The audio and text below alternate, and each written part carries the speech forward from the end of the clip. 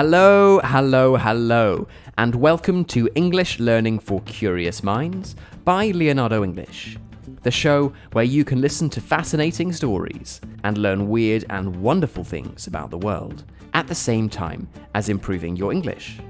I'm Alistair Budge, and today we are going to be talking about Scientology, the controversial belief system founded by a science fiction writer that, to its followers, is a compelling way of understanding the world and connecting with your inner self, and to its critics is a dangerous cult. This is part 2 of a mini-series. Part 1 was on Mormonism, another religion that has been labelled a dangerous cult, and in part 3 we are going to come back and look at Scientology and Mormonism together and discuss what questions they raise about religion and what makes us believe anything. Before we get right into today's episode, I want to remind you that you can become a member of Leonardo English and follow along with the subtitles, the transcript, and its key vocabulary over on the website, which is leonardoenglish.com. Membership of Leonardo English gives you access to all of our learning materials, all of our bonus episodes, so that's more than 170 different episodes now, including part 1 and part 3 of this mini-series, as well as 2 new ones every week, plus access to our awesome private community where we do live events, challenges, and much, much more. Our community now has members from over 50 countries, and it's my mission to make it the most interesting place for curious people like you to improve their English. So, if that's of interest, and I can't see a reason why it wouldn't be, then the place to go to is leonardoenglish.com. Okay then, Scientology. The story of Scientology is inseparable from the story of its iconic but controversial founder, Lafayette Ronald Hubbard, otherwise known as L. Ron Hubbard. Now, I should start by saying that there isn't universal agreement about the life of L. Ron Hubbard, and one of the criticisms of Scientology is that his achievements have been exaggerated by the church to make him seem far more impressive than he actually was. Naturally, where there are disagreements, I'll point these out, but it is hard to deny that the life of L. Ron Hubbard was varied and full of excitements of different kinds. He was born in 1911 in Nebraska, in the US Midwest. As a young boy, he didn't seem to excel at anything in particular. He wasn't good at anything in particular, and he failed at his first attempt to get a place in the US Navy. He won a place to study civil engineering at George Washington University, and would later claim that he was on track to become a nuclear physicist. But his university records suggest otherwise. He received poor grades and wasn't considered to be a talented student by any means. But he had discovered another talent completely unrelated to engineering: writing fiction. In the 1930s, he would become a prolific writer, and although his favourite genre was science fiction, he would write almost anything: adventure fiction, romance novels, travel stories, anything that his editors requested. He got married in 1933 and had a daughter a year later. When World War II broke out, he joined the US Navy and was given the rank of a junior officer. Although the official Scientology story of L. Ron's time in the Navy is one of a glorious, brave Navy officer, there are several other accounts that described an overly confident officer who wasn't suited for military duty. This all culminated when the ship that L. Ron was commanding bombed an island that was actually part of Mexico, an ally of the US, and the young L. Ron was dismissed from active military duty. He was, in effect, sacked as a commanding officer. After this, he complained of a great number of illnesses, stomach pain, headaches, shoulder pain, and he was sent to hospital. He was kept there for 3 months, and this will later prove to be an important part of the L. Ron Hubbard mythology and the story of Scientology. After the war was over and L. Ron Hubbard returned to civilian life, he was at a point of loss. He was reportedly abandoned by his family and friends. His marriage had collapsed, and he was suffering greatly from a health point of view. He moved to Los Angeles, continued his science fiction writing, but started to develop a system of self-help, which he would test on anyone who would be amenable to it. His first and most famous patient was himself. He would later claim that this self-help system cured him of all of his illnesses, both physical and mental. By this time, L. Ron had become particularly interested in psychiatry, but was a skeptic of traditional psychiatric treatments. Instead, he sought to create his own system, a new kind of psychotherapy that claimed to cure people of all sorts of illnesses. This system, which was called Dianetics, and I'll explain properly in a minute, is at the heart of Scientology. The system was codified, it was set out, in a book called Dianetics, the Modern Science of Mental Health. The book was an almost instant commercial success, selling 4,000 copies in a week in its first few months on sale, and has grown to become the canonical text, the most important text in the religion that was to follow. Although it had an authoritative and seemingly medical title, it was Dianetics, the Modern Science of Mental Health, it was poorly received by medical health professionals because, well, it wasn't based on real science at all. It was based on L. Ron Hubbard's personal experience, not based on scientific fact or study. Indeed, to quote some reviews of it, the American Psychological Association said that Hubbard's claims were not supported by empirical evidence. Scientific American said that Hubbard's book contained more promises and less evidence per page than any publication since the invention of printing. And the New Republic called it a bold and immodest mixture of complete nonsense and perfectly reasonable common sense, taken from long-acknowledged findings and disguised and distorted by a crazy, newly invented terminology. So, one could summarize these reviews as the book was a load of made-up rubbish. But the people who were first attracted to the idea of Dianetics and to L. Ron Hubbard as an individual were not the sort of people who were to be deterred by these kind of negative comments. The people who were attracted to Dianetics were the kind of people who had had negative, or less than 100% positive, experiences with traditional psychotherapy, and were looking for a new perspective. They were unlikely to care if experts from a field they didn't trust said something negative about a theory that they wanted to believe was true. Dianetics is a lengthy book with many new and controversial ideas that are considered to be complete rubbish by most mental health professionals, but it is at the heart of Scientology, so I will try to explain some of them briefly. The main idea is about the formation of the human brain. L. Ron Hubbard proposed that your mind is divided into two main sections, an analytical mind and a reactive mind. The analytical part works perfectly, Hubbard proposed, but the reactive mind can't think or make decisions. The reactive mind is filled with all sorts of memories that send incorrect data back to the analytical mind, and this is part of what causes people to make bad life decisions and suffer from mental illness. Through a process that L. Ron Hubbard designed called auditing, it is possible to control this reactive mind and reach a state called clear. Now, although there is no evidence for this being valid science at all, and it is completely contrary to how we believe the human brain works, it was very attractive to its small group of devoted fans or believers.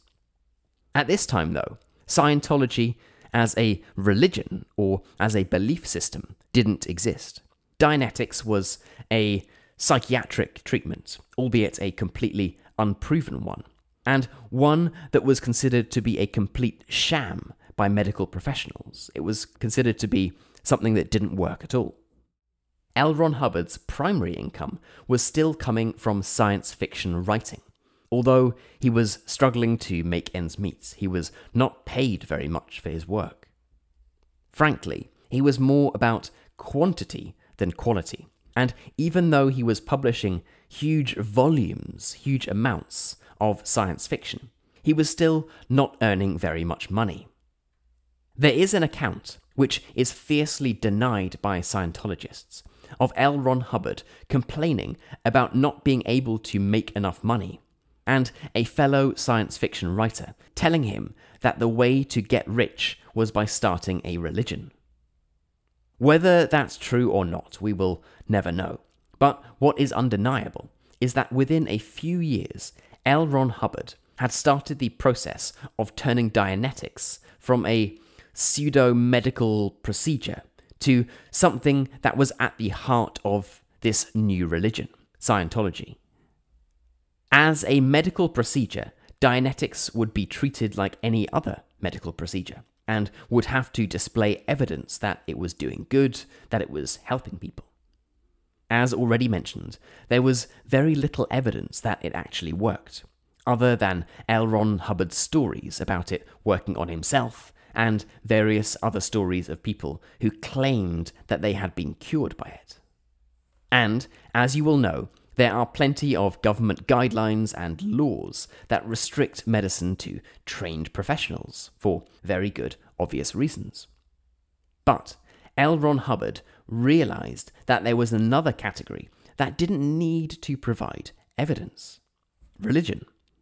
If L. Ron could turn Dianetics from a medical procedure into a religious organization, it wouldn't be required to demonstrate its efficacy, it wouldn't be required to show that it worked, and it wouldn't be bound by such strict guidelines.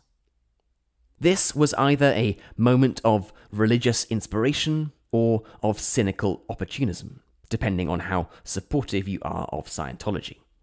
So, in December of 1953, 3.5 years after Dianetics was first published, L. Ron Hubbard incorporated 3 new churches: the Church of Scientology, the Church of American Science, and the Church of Spiritual Engineering.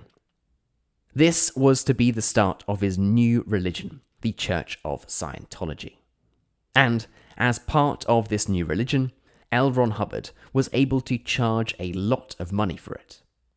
24 hours worth of auditing of this Dianetics program would cost $500, around $5,000 in today's money.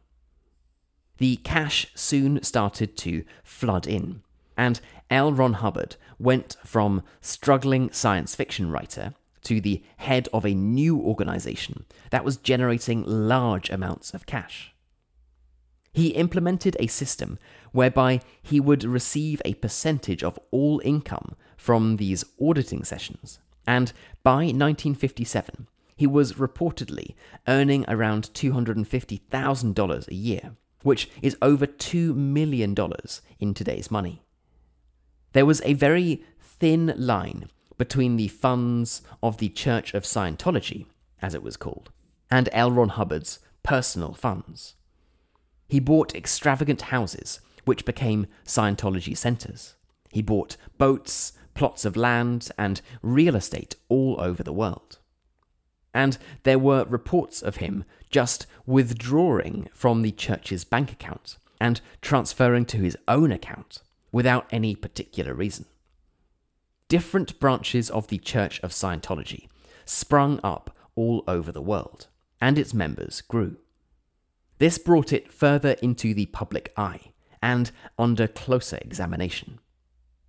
It might have started as a harmless self-help system, But it started to be considered by many governments to be a dangerous cult, and was accused of indoctrinating its followers. L. Ron Hubbard himself was accused of suffering from paranoid schizophrenia, being of doubtful sanity, and of having delusions of grandeur. If you listen to the last episode on Mormonism, these accusations might remind you of someone we learned about in that one. The result of this was that the Church of Scientology started to get in trouble in almost every country it was active in. It was banned in parts of Australia. The UK banned Scientologists from entering the country, and L. Ron was considered to be, and I'm quoting here, a mental case by the FBI.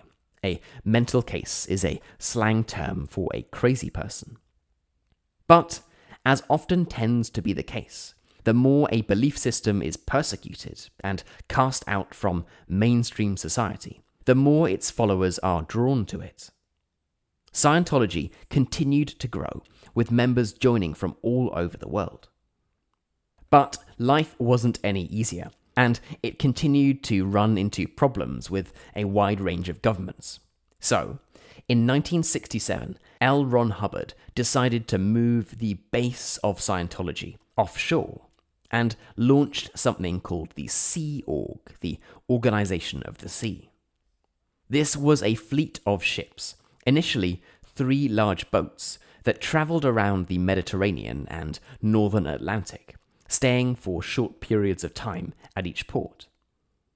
It was manned by the most dedicated members of the Church of Scientology, including L. Ron Hubbard and his family.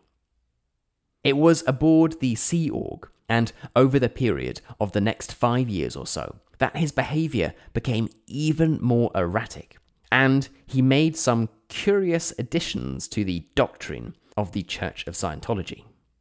L. Ron said he had discovered that humans had been brought to Earth 75 million years ago by a galactic dictator called Xenu, who put them all in a volcano and blew them up with hydrogen bombs. And the souls of these original humans stick to our bodies, and that's what causes us problems. Now, I should say that this story is not public. The Church of Scientology denies its existence, but numerous ex-Scientologists have confirmed it. According to them, as a Scientologist, you are only allowed to learn about this story, which is essentially the account of the creation, by going through numerous levels of training, which can cost hundreds of thousands of dollars. We'll discuss this further in a minute, but let's return to L. Ron Hubbard. Aboard the Sea Org, his mental and physical health seemed to be in decline. He was a heavy smoker, and he had put on large amounts of weight. He was reportedly erratic and started behaving in an even stranger manner. But nobody was allowed to question him. After he returned to land, he continued to be pursued by the authorities. He was charged with obtaining money under false pretenses by a French court and sentenced to 4 years in prison in France. This was in absentia. He wasn't actually in France and never served any time in prison. And in 1980, he went into hiding. He was never seen again. And in 1986, it was announced that he had died. According to the Church of Scientology, L. Ron Hubbard had decided to drop his body because it was getting in the way of his research, and he had decided to continue his research on another planet. Quite a life, right? Now, if you thought that Scientology had ended with L. Ron Hubbard's death, you would be much mistaken. After his death, the religion was taken over by a young messenger, David Miscavige, who is to this day the leader of the Church of Scientology. With Miscavige at its helm, the Church of Scientology has grown into an incredibly powerful organization. Nobody seems to know how many Scientologists there actually are, and there are vastly different numbers depending on who you ask. The Church of Scientology says it has between 8 and 15 million members, which would make it on a similar level to Mormonism, as we heard about in the last episode, and even Judaism. But most experts dispute this number, with a recent documentary called Going Clear, which is excellent, by the way. I would certainly recommend it. This documentary said that it had fewer than 50,000 members. If this is indeed the case, one might wonder why Scientology seems to be so present in the news. Firstly, it is because it has this strange and unorthodox founding story that we've just learned about. Secondly, it has a vast amount of money. There was even an advert for it during the 2021 Super Bowl. And thirdly, Scientology has done a very good job at cultivating celebrities, people who are in the public eye and talk about the religion during TV interviews. Tom Cruise and John Travolta are both Scientologists, and there is a long list of other Hollywood actors who are members of the church. Of course, for the church, this is excellent PR, it's great marketing. These celebrities are normally huge proponents of the benefits of Scientology and will go on talk shows and explain how it has helped them. So, given how frequently Scientology is mentioned, it might be surprising to find out that the actual number of Scientologists is a lot smaller than you might think. Now, to its devoted followers, Scientology appears to be an amazing part of their lives. It helps them address their emotions, understand their life, and be better humans. But criticisms of Scientology didn't stop with L. Ron Hubbard, and the church has continued to be attacked on all sorts of grounds: theological, financial, and even criminal. The first is both financial and theological, and is about Scientology's status as a religion, and what this means in terms of how much tax it has to pay. If an organization is a religion, there are some very attractive tax benefits in the United States. For 37 years, the Church of Scientology was in a battle with the US government. Scientology said it was a religion, and therefore didn't have to pay all sorts of taxes. The US government argued that it wasn't a religion, and therefore owed almost $1 billion in unpaid taxes over this almost 40-year period. In 1991, though, the IRS finally settled, the Inland Revenue Service finally settled, and agreed that Scientology was indeed a religion, and was therefore exempt from paying these taxes. Now, you can agree or disagree with the criteria about what is or isn't a religion, and indeed we will discuss this more in the next episode, but the result meant that the church had saved almost $1 billion in taxes, and this gives you an indication about quite how much money it was making. Another criticism of the church, which is again related to its finances, is quite how much money it makes from each follower, and how hard it is to leave once you have joined it. If Scientology were a business, it would be an excellent business. To become a Scientologist, you don't just turn up one day and go to church and perhaps drop a few coins in a donation box. There are numerous courses and auditing sessions you need to do, each of which is paid. It can cost hundreds of thousands of dollars to reach the higher levels, and once you are there, you don't stop, you continue doing these paid sessions. During these sessions, you are asked to share very personal information, and this is all recorded by the church. There is a central database of everything you have ever confessed to. Critics of the church say that this information is used as blackmail to stop people leaving the church. Understandably, if you have confessed all of your sins and talked about deeply personal memories or traumas, you probably wouldn't want these to be shared with the world, especially if you are a celebrity, an actor like Tom Cruise or John Travolta, let's say. Now, this is just a small list of the accusations against the church. Its leaders have been accused of physical and mental abuse, of murder, of fraud, of brainwashing, and all sorts of very nasty activities. If you are interested in learning more about this, the internet is full of tens of thousands of articles about all of the accusations against the Church of Scientology, and that would certainly keep you busy for a long time. So, that is Scientology. To its most ardent followers, its most passionate followers, it is a way of making sense of the world and becoming a better person. To its critics, it is a cult or even a criminal enterprise. While one can only hazard a guess at the true intentions of its founder, L. Ron Hubbard, if even he had any true intentions, what is certainly undeniable is that he has left a weird legacy on the world. Okay then, that is it for part 2 of this mini-series on Mormonism and Scientology. I hope you enjoyed it, that you learnt something new, and if you see large buildings in New York, London or Paris with Church of Scientology written on them, well, now you'll know a little bit about the story behind them. Next up, in part 3, we will come back to look at a comparison between Mormonism and Scientology. Two very different religions, but two that have a uniquely American story, and have been criticised for similar reasons.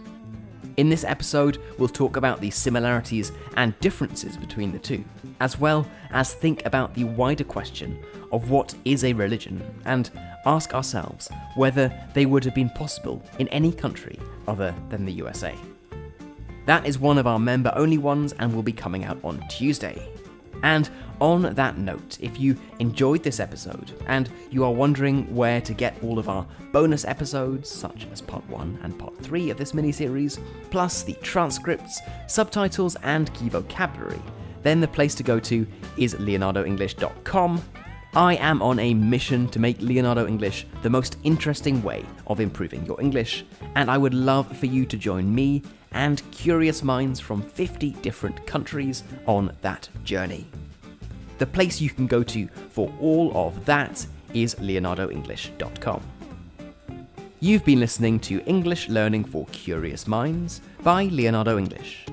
I'm Alistair Budge, you stay safe, and I'll catch you in the next episode.